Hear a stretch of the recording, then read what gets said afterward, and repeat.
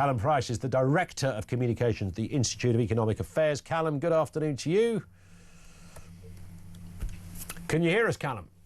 Good afternoon. How are you doing? Yeah, we can loud and clear. We've got you now.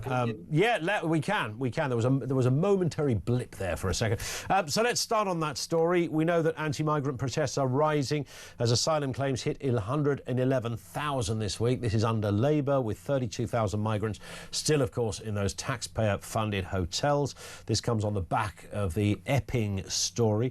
Let's have a listen. On the back of all of this, we know that Kemi Badenoch has been talking and suggesting local councils follow suit. Let's have a listen to what the leader of the opposition had to say. We need to make sure that communities like Epping are safe. What a lot of the parents, the mothers, and even some of the children have said to me is that they don't feel safe. It is unfair to impose this burden on communities, and then we see the sort of crimes that we were hearing about. Lots of people here have been talking about being harassed by a lot of people in the hotels. Not everyone here is a genuine asylum seeker. People are arriving in our country illegally, and that is why we have a plan to make sure that people who arrive here illegally are deported immediately. We need to close down that pathway to citizenship that means that lots of people get here not making any contributions, claiming welfare, claiming benefits, and we also need a deterrent. At the moment, we have hotels for people not being able to use them. It's not the right place to put a lot of these people. Neither are private homes. My worry is that things are actually going to get worse as Labour tries to move people out of hotels and into private accommodation. I think that is going to be a much worse situation. Very easy, Callum, of course, if you're the leader of the opposition. Slightly more tricky when you're actually in government. And, of course, Kemi Badenoch was in government when much of these problems began. Nonetheless, we are left with that irredeemable reality that 32,000 people are in hotels, 111,000 people have claimed asylum. It's a bit of a mess, and there's going to be probably nearly 30 protests this week to highlight and articulate people's disquiet over this, understandably so. Yeah, exactly. I mean, the difference between government and opposition is being felt quite acutely, I think, by the government now.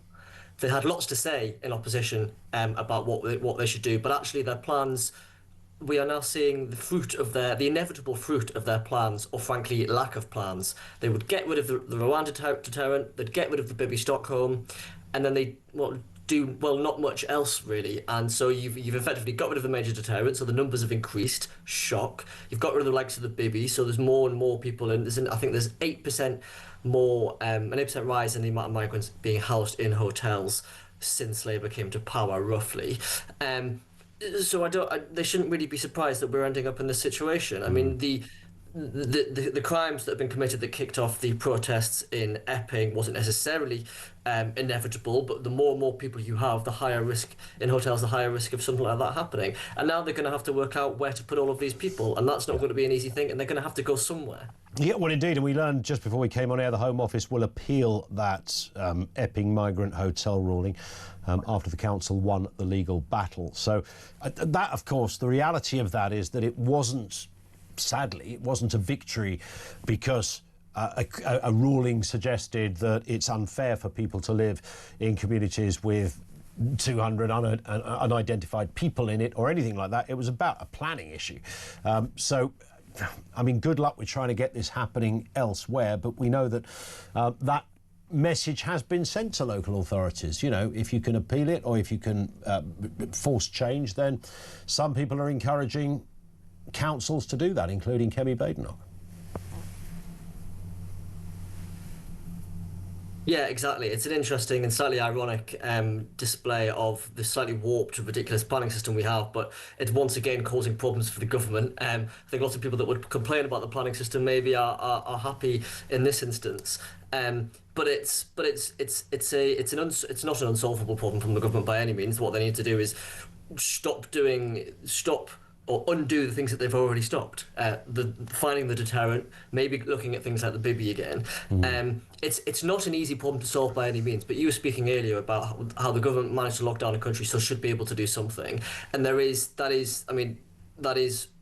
The government should be able to do something. But the first thing the government needs to do is just do the basics, and that is restart the Rwanda scheme or something similar, get a proper deterrent, and get serious about where you're going to keep all of these people. The problem doesn't stop with the end of the hotels, because the problem isn't necessarily the hotels themselves. It's the amount of people and the fact that they are having to be kept in communities. So be it hotels, be it disused housing blocks or tents, they're still going to be somewhere, and the more and more of them there are, the higher risk there is of something more horrible things going wrong, and the more injustice people feel, and the more protests you get, and it's an increasing cycle until you do something serious. But the Labour government hasn't so far been serious enough about it.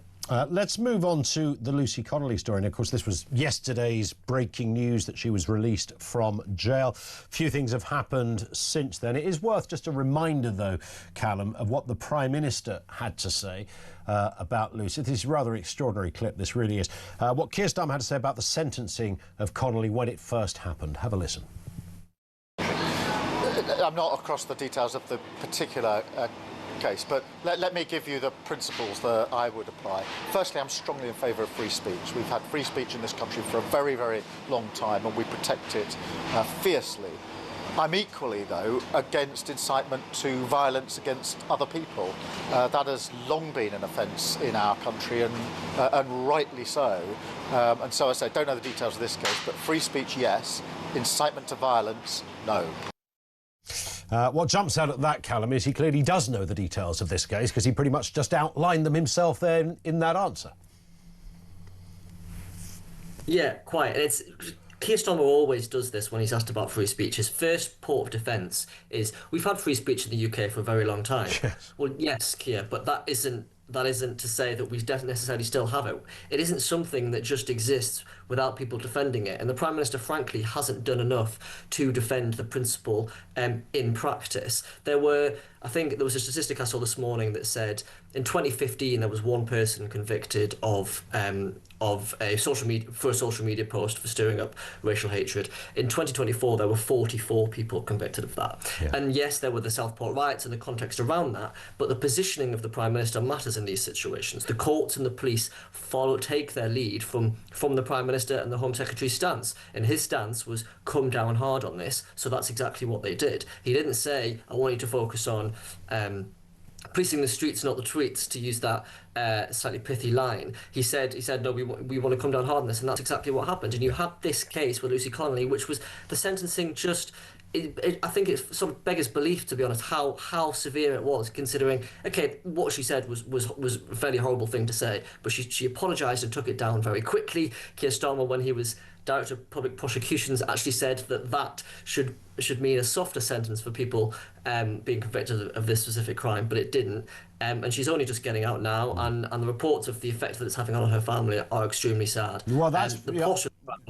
I was just going to say, Callum, sorry to interject, but the reason why I raised this again today is because since she's been released, her husband, Ray Connolly, has said that the imprisonment was shocking and unfair, accusing Keir Starmer of an enabling two-tier justice. I've always been a bit uncomfortable with the two-tier justice thing.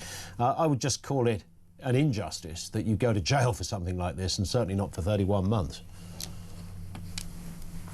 Yeah, exactly. I mean, there's sort of two issues here. It's whether our whole free speech laws in and of themselves, from a fundamental perspective, should people be convicted and sent to prison for things that they say, if it's not sort of actually... I mean, this what she said was a fairly horrible thing to say, but it wasn't quite manning the battlements of going to do something horrible and rallying up a riot in that sense. But then in sort of downstream of that is how strict the punishments should be, and there are plenty of examples that people are pointing to of people that have done much more violent, much more horrible, actual harm-causing things, who have had softer sentences. And I don't know how the sort of justification is, how that lines up there. There's certainly question marks over it. Indeed. Callum, stay with us. Callum Price, Director of Communications at the IEA.